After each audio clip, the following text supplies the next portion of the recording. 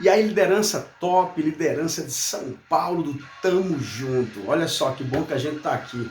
Gente de Deus, esses dias tá uma correria grande, mas eu vim poder aqui gravar esse vídeo para a gente poder começar a estreitar aí um laço de relacionamento e a gente começar a tratar desses eventos que a gente vai ter nos próximos meses. Então, eu gostaria de falar com vocês algo sobre nutrir, tá certo? Essa é a palavra desse vídeo hoje. Eu quero falar sobre nutrir, ou seja, o que é isso? Como a gente vai estar nutrindo semanalmente, diariamente, os nossos jovens. Você que é líder aí na sua igreja, você pastor, você diácono, você líder de jovens na sua igreja, é muito interessante o trabalho de nutrir os jovens.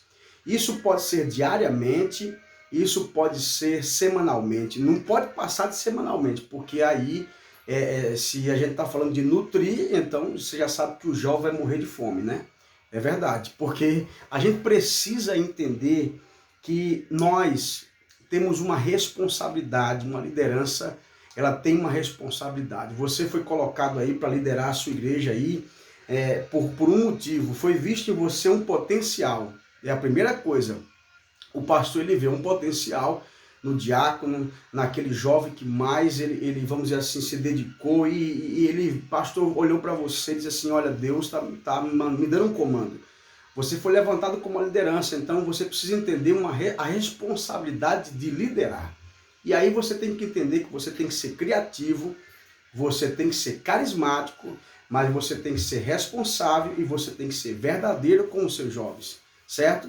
É necessário, queridos, eu não sei se você já tem isso, se você já está sendo mentoreado pelo seu pastor, continua com isso, continua com a visão, sendo mentoreado pelo seu pastor, isso é interessante que você faça isso. Mas é interessante também que você entenda que a gente começou a criar essa liderança, estamos juntos em São Paulo, e é importante, é muito importante que a gente possa estar juntos nisso aí. Porque, querido, isso foi uma coisa que começou numa salinha. E a gente fez o primeiro, com mais ou menos aí 100 jovens, foi aqui na igreja, né?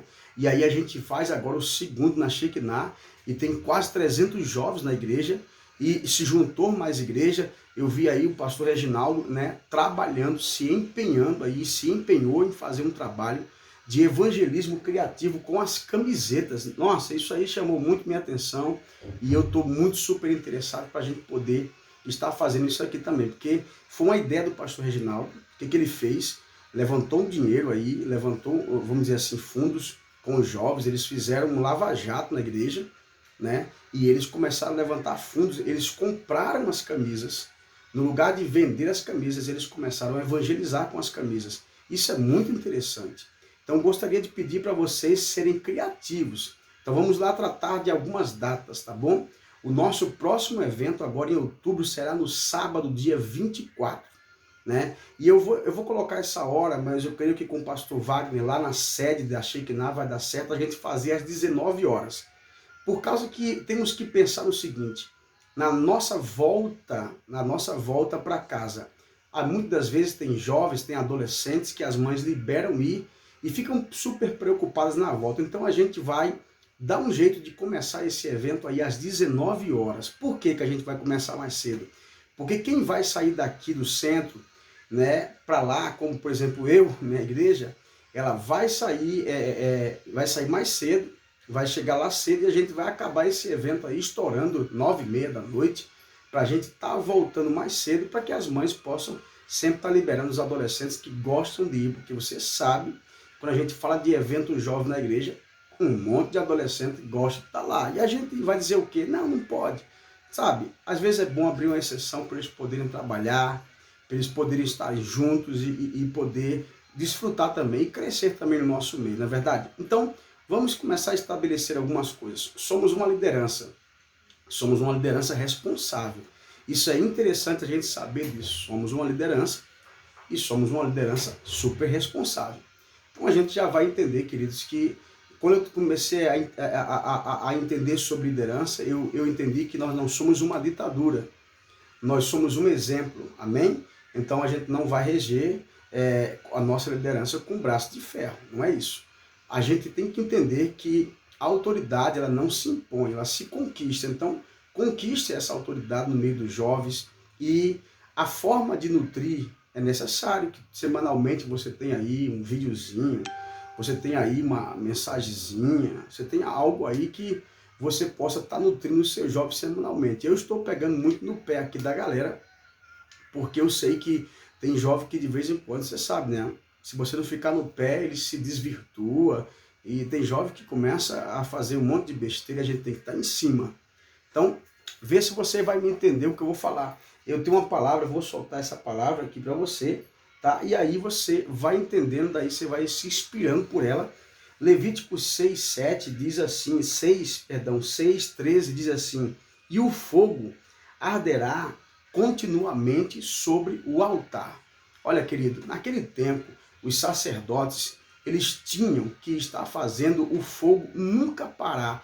Imagina só como era a dificuldade na velha aliança de manter o fogo aceso sobre o altar, que eles tinham que estar ali colocando lenha. Aqui diz que, no versículo 12, diz assim, o fogo, pois, sempre arderá sobre o altar, não se apagará, mas o sacerdote acenderá lenha nele cada manhã e sobre ele porá em ordem o holocausto e sobre ele queimará a gordura das ofertas pacíficas.